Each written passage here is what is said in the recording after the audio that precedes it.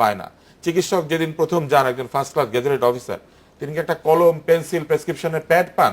সেটাও পান না। তারা তো সেইগুলি আসলে ওষুধ কোম্পানিগুলো থেকে না, ওষুধ কোম্পানি কেন দিবে? না, ওষুধ রয়েছে। কোম্পানি কেন দিবে? ওষুধ কোম্পানি দেয় এই জন্যই যে রাষ্ট্র সেটা তাকে প্রোভাইড করে না। রাষ্ট্র যে রাষ্ট্র প্রোভাইড করে না বলে তারা এটা নেয়ার মানে তারা অধিকার এটা রাখেন, নেওয়ার তার অধিকার নৈতিকতায় আছে না, আসে। ঘটনা সেটি নয়। রাষ্ট্র তাকে প্রোভাইড করে না, তাকে একটা কাগজের মধ্যে লিখতে হবে, সেই জন্য বিভিন্ন ওষুধ কোম্পানিকে তাকে সেটা দিয়ে আসেন, সেই প্যাডের মধ্যে তিনি লেখেন। কিন্তু এটা কিন্তু রাষ্ট্রে প্রোভাইড করার কথা।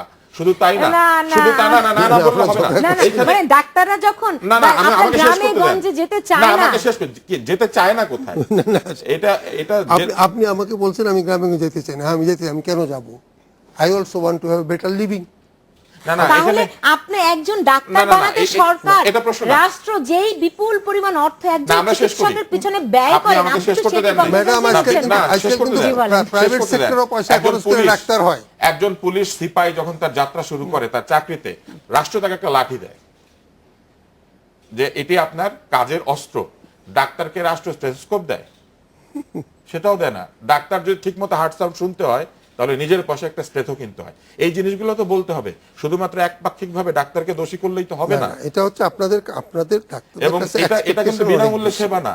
চিকিৎসক এই পেশাটিতে এসেছেন কারণ তিনি তার সন্তান সন্ততি, তার নিজের জন্য একটি উন্নত জীবন, সুন্দর জীবন যাপন, লাক্সারিয়াস জীবন না, লাক্সারি বলি না। না না, আপনি আপনার কথা আমার কাছে তুলে দিলে হবে না। যেটা দেখেন সেটা ঢাকা শহরের মুসলিমীয় ডাক্তার। ডাক্তার হচ্ছে একমাত্র ফার্স্ট ক্লাস গেজেটেড অফিসার যে ইউনিয়ন পর্যায়ে দায়িত্ব পালন করে, পুলিশও করে না। না, সেটাই, মানে অনেক পেশা আছে যেখানে আপনি অ্যাটলিস্ট বেটার লাইফ লিড করতে পারবেন, সেই এবং সেই ধরনের আপনাকে তো সেটা দিতে হবে। মানে একজন চিকিৎসকের পেছনে সরকার, রাষ্ট্রের এত পয়সা খরচ করতে হতো না। বহু ইউনিয়ন সাব সেন্টার একটা সময় ছিল। পুরানো প্রবাদ বলছেন। এখন তো প্রাইভেট সেক্টরে ডাক্তার হচ্ছে না, ও কি রাষ্ট্র কি তাকে পয়সা দিয়ে পড়াচ্ছে? না, সে করুক প্র্যাকটিস, তার প্রতি তো মানুষের কোনো অধিকার। সরকারি চাকরিতে যাবে, আমি বলছি সে যাবে না। আপনি কিন্তু ওইগুলো আমার মনে হচ্ছে যে ডাক্তারদের প্রতি সাধারণ মানুষের যে ভালোভাবে ডাক্তারদেরকে দোষী করলে তো হবে না। সাধারণ মানুষের এক্সপেকটেশন, মানুষ তো ডাক্তারদেরকে আসলে কি বলবো, ফেরেশতা তুল্য মনে করে, কারণ তার জীবন ফেরেশতা ভাবলে তো হবে না। তার জীবন মৃত্যু ডাক্তার বাথরুমে যায়, আসলে ডাক্তার সাহেব বাথরুমে যায়, ডাক্তার সাহেব বাজারে যায়, এবং ডাক্তার সাহেব অসুখ হলে আরেকজন ডাক্তারের কাছে যায়, এবং তিনিও চিকিৎসার জন্য অনেক ক্ষেত্রে তাকেও ডাক্তারের কাছে যেতে হয়। আমরা এই বিষয়গুলো নিয়ে ফিরবো, তার আগে যাচ্ছে একটা ছোট্ট বিরতিতে, সঙ্গেই থাকুন।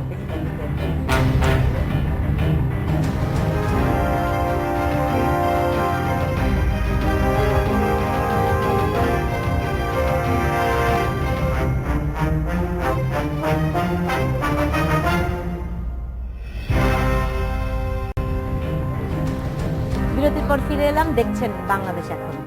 যে চিকিৎসা আসলে এই রোগীদের স্বজনদের ক্ষোভ, হতাশা, এগুলো থেকে কাটিয়ে আসলে আমাদের চিকিৎসা ব্যবস্থাকে কিভাবে একটু আধুনিক এবং মানুষের কাছে আসলে অ্যাকাউন্টেবল করা যায়, জনাব রশিদী মাহবুব? না, এটা তো আমি আবারও বলছি, চিকিৎসাটা মানুষের কাছে অ্যাকাউন্টেবল না, এটা কিন্তু চিকিৎসা ব্যবস্থার কাছেই তাকে অ্যাকাউন্টেবিলিটি হতে হয়।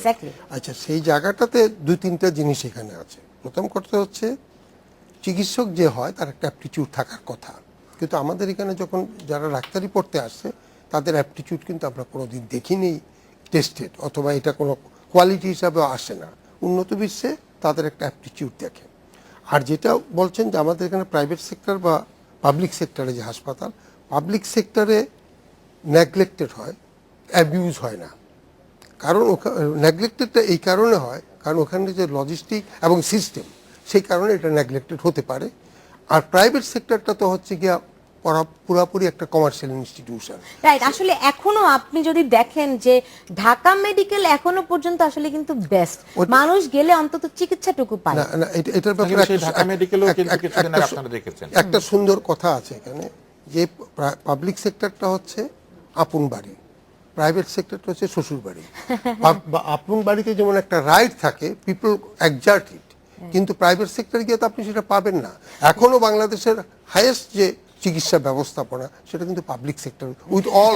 জনাব আব্দুল মুন তুষার, জাস্ট 30 সেকেন্ডের মধ্যে এই সেক্টরকে একটু ডেভেলপ করার জন্য কি করণীয়? এটার জন্য স্বাস্থ্য ব্যবস্থাকে ঢেলে সাজানো জরুরি।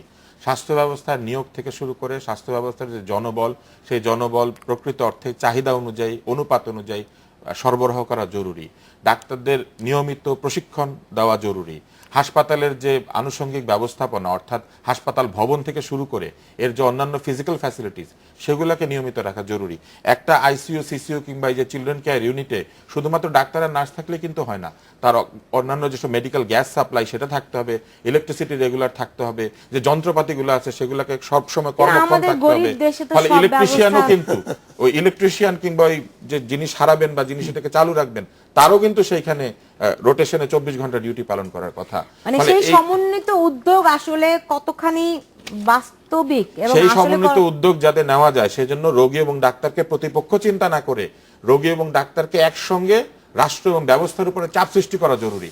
রোগী এবং ডাক্তারকে প্রতিপক্ষ হিসেবে চিন্তা করলে এই সমস্যা নিশ্চয়ই কোনোদিন সেই চাপ সমাধান হবে না। আপনারা সৃষ্টি করতে পারবেন কোনোদিন সমাধান এমনটাই হবে আমরা না। প্রত্যাশা করি এবং কেউ অবহেলায় মারা যাবে না, দুর্ভোগ পোহাবে না, এমনটাই আমরা প্রত্যাশা করি। আপনাদের দুজনকে অনেক ধন্যবাদ আমাদের স্টুডিওতে আসার জন্য। দর্শক আপনাদেরকে অনেক ধন্যবাদ এতক্ষণ আমাদের সঙ্গে থাকার জন্য।